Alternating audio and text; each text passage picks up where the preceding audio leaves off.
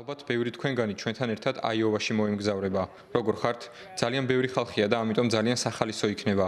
ამას აღნიშნავთ, რადგან ხელმოწერილ კანონპროექტებს შორის ეს ყველაზე დიდია, რაც კი ოდესმე ყოფილა.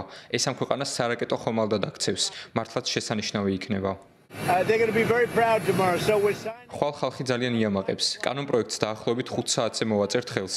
დიახ, დაახლოებით 5 საათზე და თეთრი სახლის თავზე B2, F22 და F35 ტიპის თვითმფრინავები გადაიფრენენ. მე და ჯონ ტუნი ყველა იქ ვიქნებით, რესპუბლიკელ კონგრესმენებთან ერთად, კაცებისა და ქალების უმრავლესობასთან ერთად. შესანიშნავი დღე იქნება. მოვაწერთ ხელს იმ ლამაზ თვითმფრინავებთან ერთად, რომლებიც ჩვენს თავზე გადაიფრენენ. In Donald Trump's one big, ugly bill. დონალდ ტრამპის დიდი და მახინჯი კანონპროექტის არც ერთი პუნქტი არ გახდის ცხოვრებას უფრო ხელმისაწვდომს ჩვეულებრივი ამერიკელებისთვის. ეს მხოლოდ ერთ-ერთი მიზეზია იმ რამდენიმედან, რის გამოც წარმომადგენელთა პალატის დემოკრატები ამ კანონპროექტით უკმაყოფილო ვართ. ჩვენ უკმაყოფილო ვიყავით გასულ კვირას.